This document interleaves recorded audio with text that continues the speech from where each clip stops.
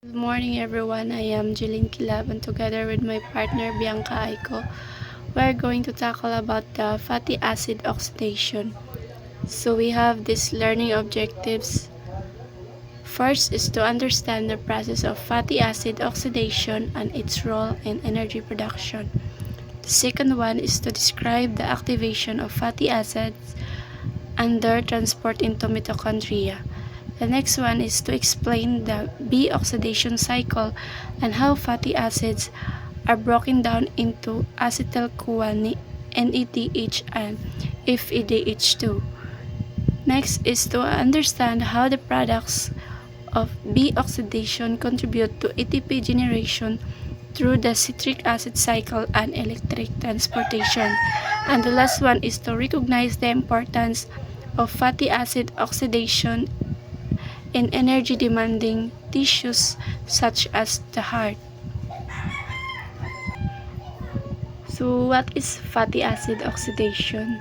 So fatty acid oxidation is the metabolic process by which fatty acids are broken down to generate energy. This primarily occurs in the mitochondria through a series of reactions called B-oxidations. The process involves several key steps, which is activation, transport, B-oxidation cycle, and energy production.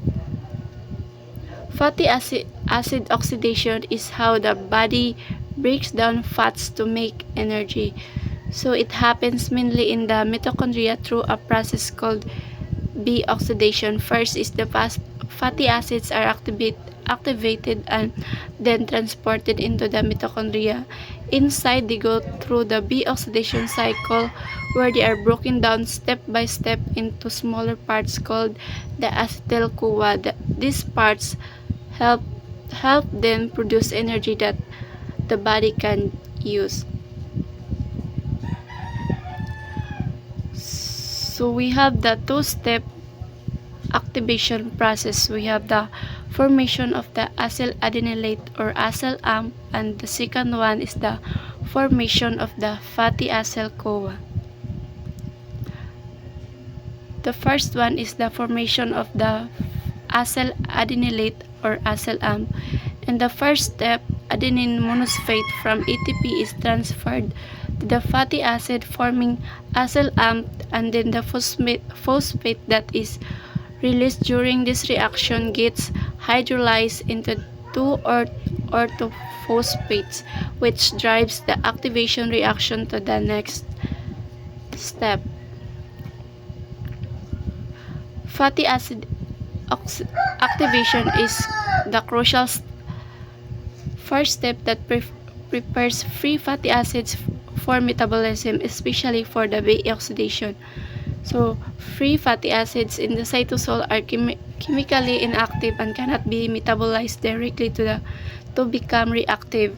They are converted into fatty acyl-CoA by the enzyme acyl-CoA synthetase.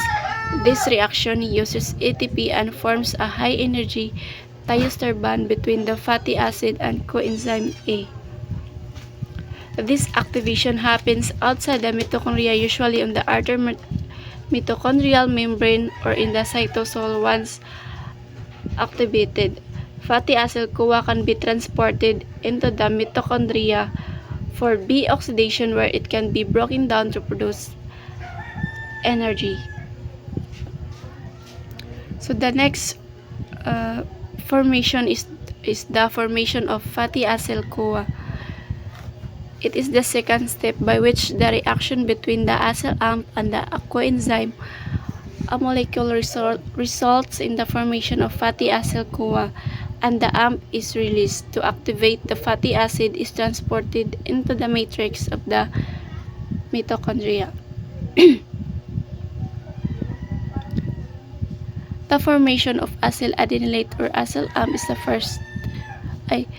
the second step, and forming fatty acyl-CoA involves combining the acyl AMP with coenzyme or the CoA. Here's a simple breakdown with the reaction. Reaction with the CoA, the enzyme fatty acyl-CoA synthetase transfers the activated fatty acids to CoA. This forms fatty acid CoA, then activated fatty acids, and releases AMP as a byproduct.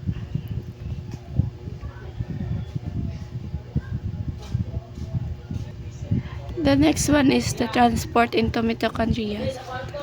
The Carnot shuttle system is, as you can see in the picture, it is essential for a long chain of fatty acids from the cytosol into the mitochondrial matrix, where they can be broken down for energy through B oxidation. The next one is the B oxidation. So a B oxidation is a repeated sequence of reactions successively cleaves two carbon units from the fatty acids starting from the carboxyl end. B-oxidation is a process where the fatty acids is broken down step by step in each cycle, where two carbon units are removed from the fatty acids carboxyl end. These two carbon pieces are turned into acetyl-CoA, which the body can use to make energy, and this cycle repeats until the whole fatty acid is broken down. The deoxidation of saturated fatty acids involves a cycle of four enzyme catalyst reactions. So we have the acyl-CoA dehydrogenase, the L-hydroxyacyl-CoA dehydrogenase, third is the acyl-CoA hydratase, and lastly is the thiolase. So we can see in the picture how the B-oxidation of saturated fatty acids involves a cycle of four enzymes catalyzed reaction. The first step is the acyl-CoA dehydrogenase removes hydrogen atoms from fatty acyl-CoA, creating a double bond and producing FeDH2. The second step is the acyl-CoA hydratase adds water across the double bond, forming a molecule with a hydroxyl group or the OH group. The third step is the L-hydroxyacyl-CoA dehydrogenase removes hydrogen from the hydroxyl group, making a keto group and producing a NADH. The last cycle is the thiolase that cuts the molecule, releasing a 2-carbon acetyl-CoA and a shorter fatty acyl-CoA to repeat the cycle itself. So this cycle repeats, shortening the fatty acids by 2 carbon each time and producing energy carriers, the FeDH2, the NADH plus the acetyl-CoA of energy production. Energy yields from fatty acid oxidation. So, fatty acids are an important energy source for the body. They are broken down through a process called beta oxidation, producing ATP molecules per palmitic acid molecule. So, beta oxidation process, fatty acids are activated and transported into mitochondria. So, they undergo beta oxidation, producing acetyl-CoA, FADH2, and NADH. So, acetyl-CoA enters citric acid cycle, generating more ATP. So, energy yields calculation for palmitic acid is 16 carbon. So, 8 acetyl-CoA molecules are produced, yielding 80 ATP. So, 7 cycles of beta oxidation producing 10.5 ATP from FADH2 and 17.5 ATP from NADH. So, total of 108 ATP minus 1 ATP for activation, resulting net yields of 107 ATP.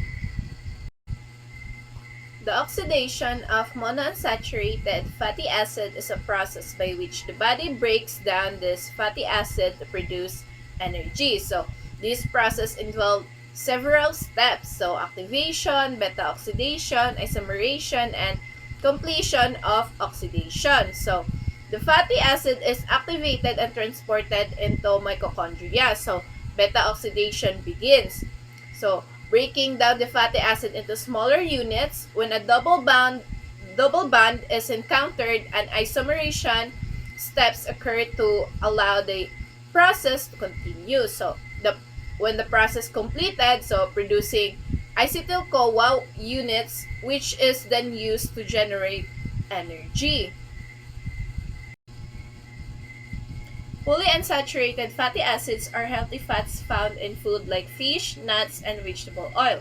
However, when these fats come into contact with oxygen, especially when heated or stored improperly, they can undergo into process called oxidation. So, this means that they react with oxygen and can produce harmful substance. So, the oxidation starts when unstable molecules called free radicals attack the double bonded polyunsaturated fatty acid. So this creates more free radicals leading to chain reaction that damage the fats further. So which can be toxic to our cells and is often used as markers for oxidative stress in the body. So oxidized polyunsaturated fatty acid can lose their health benefits and may contribute to various health problems. So to prevent this oxidation, so it is important to store oils in cool and dark place and avoid high heat during cooking. So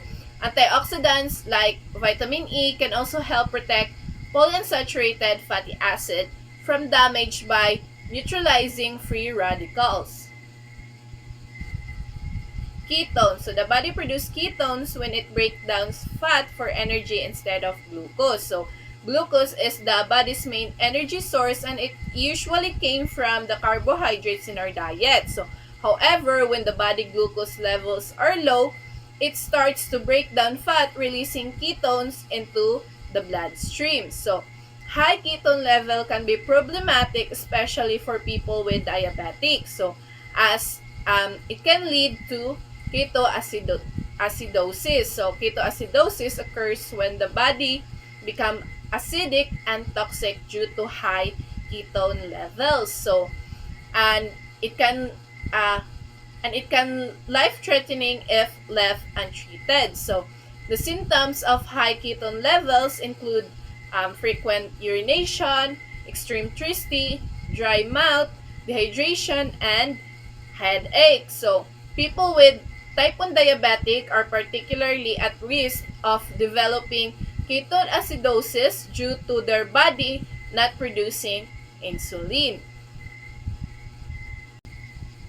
So first step and fatty acid biosynthesis. So fatty acid biosynthesis is a process of creating fatty acid from simpler molecules. So these steps involve converting acetyl-CoA into malonyl-CoA, which is used to synthesize fatty acid. So transporting acetyl-CoA from mitochondria to cytoplasm. So converting acetyl-CoA to malonyl-CoA. So initiating fatty acid synthesis using acetyl ACP and malonyl ACP. So the process begins with acetyl-CoA being transported out of mitochondria and into cytoplasm. So where it is carboxylated to form malonyl-CoA. And this is the critical step in the synthesis of fatty acids.